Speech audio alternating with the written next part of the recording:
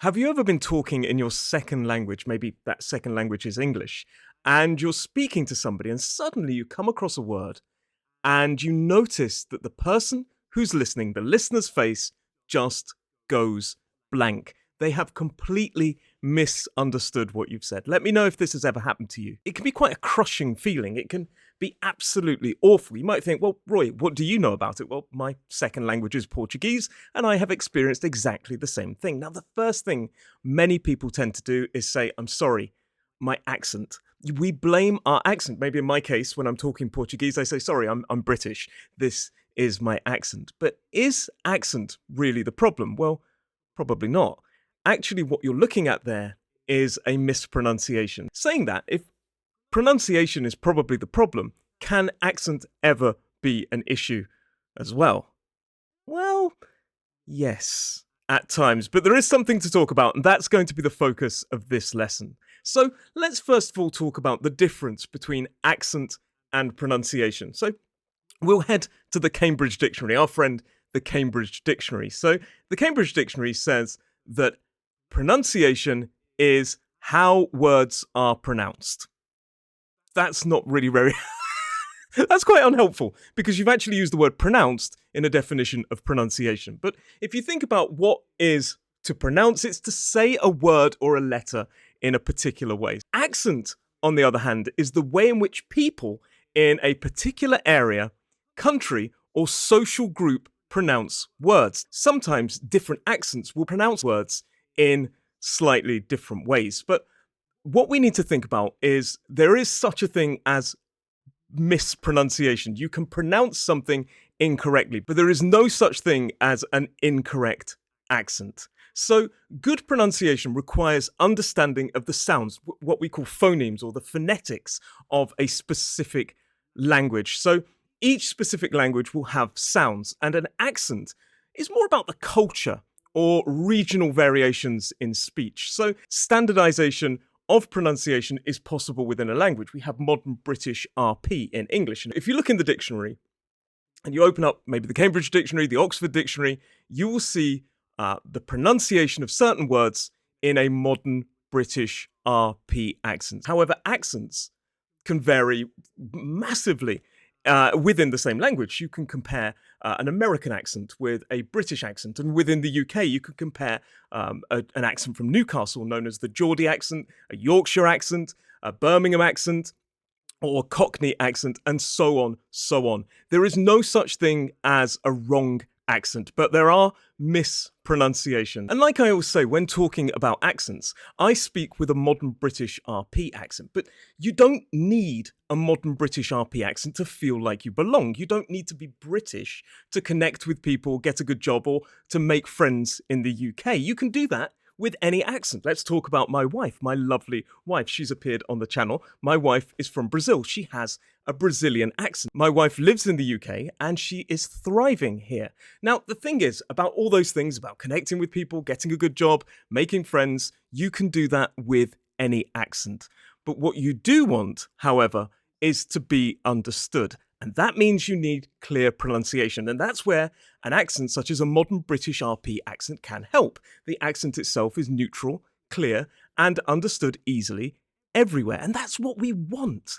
That's what we love. We want to understand you. We want to laugh at your jokes. We want to see the real you. My wife, for example, is Brazilian, but she speaks using some of the sounds, the tones of a modern British RP accent. And she is funny and people understand her. And that is what we want to achieve. So let's roll it back a bit and let's talk a bit about pronunciation. So we've mentioned that there is such a thing as incorrect pronunciation, but not an incorrect accent. But then I talked a little bit about how accent can interfere with pronunciation. That's coming a little bit later on. But let's talk about this word. Everybody seems to love the word water. As I say it, water. But let's talk about three different pronunciations. In fact, right now, we're going to focus on the difference, a more practical example of the difference between pronunciation and accent. So, in a modern British RP accent, the word is water. Water. 2 syllables, the stress falls on the first. Now notice that I don't pronounce the R as an isolated word. The modern British RP accent is non-rhotic. So we don't say water, we say water. That first syllable has that or sound in it.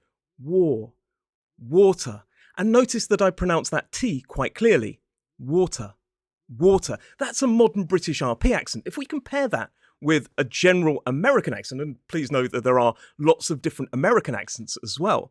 If we compare that with a general American accent, which sounds more like water, water, it's slightly different. First of all, that final is pronounced. American is rhotic. That means they do pronounce their R's. And also that T in the middle is what we call a flap T. It sounds more like a D. So it's not water, it's water, water. It's different. Water, water. And now let's go for a Cockney accent. So in a Cockney accent, it would be more like water, water, water. This time that T is what we call a glottal T. Water, water. So it's not water or water, it's water.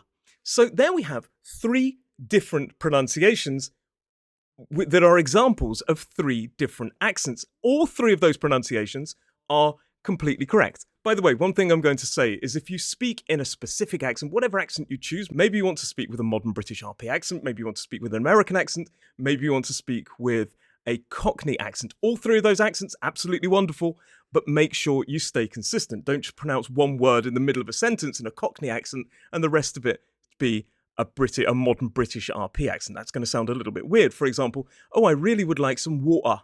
It just sounds a bit off. Keep it consistent. The standard pronunciation in the UK would be seen as water, but water is just as correct. So those are examples of accents. Cockney accent is predominantly spoken in East London. A modern British RP accent is non-regional, but it's mainly spoken in the southeast of England, and general American English will be spoken somewhere in America, just as a Texan accent will be spoken in Texas. So those are three accents with three different pronunciations. All of them are correct, not a single mispronunciation. But now let's talk about an incorrect pronunciation of that word, water. So in all three of the pronunciations, the stress, it's two syllables, stress on the first. But what if I change that stress? What if I change it to the second syllable and make it water, water, water? Well, that sounds a little bit different. That's a little bit trickier to understand. So if I say, oh, I really need a water, you're going to get that blank look. And that's because you've mispronounced the word water. Water is not the same. If you go anywhere in the UK and you say, I would like a bottle of water, people will understand you. It's clear and it's easy to understand. However, if you put the stress on the wrong syllables of the word bottle and water, it becomes botella water. And that sounds very different. I would like a botella water. It sounds like a completely different word and it doesn't really make any sense. And if somebody asked me for a botella water, I would get quite confused, if I'm totally honest. I would give a blank look. In fact, I'd probably just say, I'm sorry, I didn't understand. Could you repeat that, please? And that is a mispronunciation. Likewise, if I use the wrong sounds, for example, we have that or sound in the first syllable of water. Instead, if I use an E vowel sound, it sounds more like wheater, wheater. I need some wheater. Then that's going to also be a mispronunciation because you're using the wrong sound. So if you want to improve your pronunciation, you need to focus on sounds, getting those specific sounds, the diphthongs, the monophthongs, those sounds, you need to get them right. Otherwise, you can mispronounce a word. And likewise, let me give you an example of Portuguese. Let's look at the word quero. Quero in Portuguese, if you're not a Portuguese speaker, in English means I want. Eu quero is I want, but quite often they remove the subject and just say quero. Now this word is spelled Q-U-E-R-O.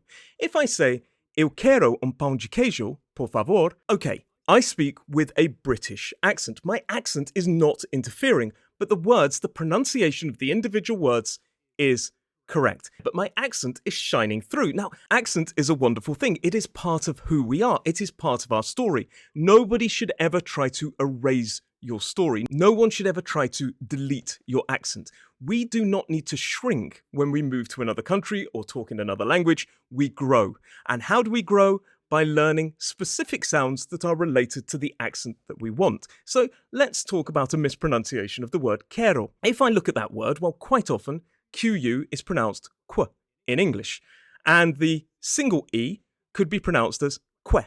If I put a stress on the second syllable as well and say quero, quero, nobody is going to understand me if I'm asking quero in Portuguese. So if somebody says, they show me something like a drink and I just say, sim, quero, people are going to look at me in quite a confused manner. I'm going to get that blank face, and that's what is crushing. So we've talked quite extensively about mispronunciations, but when is accent a problem? Is it ever a problem? Well, not on the surface.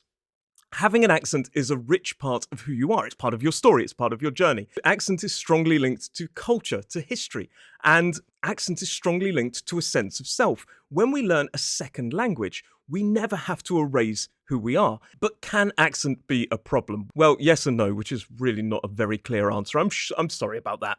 So, on the whole, accent isn't really a problem. It's about mispronunciations. But there are times when your accent can actually interfere with the pronunciation of words. And that is also a pronunciation issue, but that's accent kind of saying, hey, I want to get involved with the mispronunciations. So how does this happen? Well, every accent on the planet has specific signature sounds. They are special sounds which make the accent what it is. For example, if I was talking about a modern British RP accent, we'd focus on things like the R vowel sound, that long R vowel sound. We'd also focus on the O vowel sound in a word like got. So, for example, in American English, they don't have that O vowel sound. So if we want to learn a modern British RP accent, then we need to learn that O vowel sound, got. Whereas in general American pronunciation, it's closer to a R vowel sound. So I would say got, and they would say something closer to I've got it. It's a different vowel sound. Now, both of those pronunciations are absolutely fine. But like I say, each accent has specific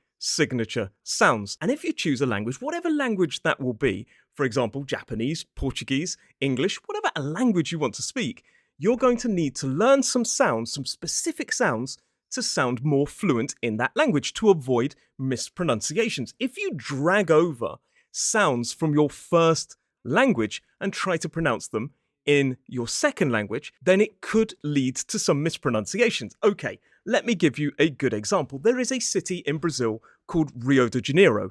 Rio de Janeiro, that's how I would say it. But a Brazilian would pronounce that first R in the word Rio as H, Rio. So if I drag over my pronunciation of the R in a modern British RP accent before the vowel sound in Rio, I'm going to mispronounce that word, and it's going to sound a little bit tricky for a Brazilian to understand. Likewise, in certain conditions, Brazilians will pronounce a T as more like a ch noise. So, for example, in the words boa noite, as I would read. Now, that pronunciation, boa noite, sounds a bit closer to Portuguese from Portugal, but a Brazilian would say it as boa noite. Boa noite. Now, that could vary inside Brazil as well. Different accents exist in Brazil. It's a huge country. So if I remember when I'm speaking Portuguese that R's in certain conditions can be pronounced as a H sound, that T's in certain conditions can be pronounced as a Ch sound, and a D can be pronounced as a J sound in certain conditions, then I'll sound much more natural when I'm speaking Portuguese. But what happens, for example, when a Brazilian speaking English uses those sounds in English? Well, it also affects words, and it leads to mispronunciations because they're dragging over signature sounds of their accent. Let me give you an example. If you say good and you pronounce that D as a D, then that's fine. But sometimes you'll hear Brazilians saying Gucci, Gucci. Likewise with the word night. If a Brazilian pronounces that final T as more like a ch sound, it sounds like night. So instead of good night, it could sound more like gujinaichi. And similarly, my name is Roy. If you pronounce my R as a H sound, instead of good night, Roy, you could say gujinaichi hoy. It sounds completely different, and therefore we have accent interfering with pronunciation. When learning another language and trying to master the pronunciation, one of the first steps to take is to identify the key signature sounds that you need to make yourself more understandable. And do remember to let me know if you've ever had a situation where you've said a word and the person's face has just gone blank. So the next time you have a situation where somebody doesn't understand, don't be too quick to blame your accent. It's more likely to be a mispronunciation of a specific word or a sound that's gone wrong. But when thinking about the pronunciation, remember to think about stress, those individual sounds, and be aware that maybe you're dragging over a signature sound from your first accent, and that could also be causing an issue. And please, whenever there is a misunderstanding and you feel you've said a word incorrectly, never be afraid to ask. I'm sorry, what's the correct pronunciation of this word? It's never about shrinking or getting upset. It's always about growing. I hope this lesson really helped you. There is a lot more coming about pronunciation, but from me today, I just wanted to say lots of love to you all. I really hope it helped. Stay strong, keep learning, and remember, it's all about growing.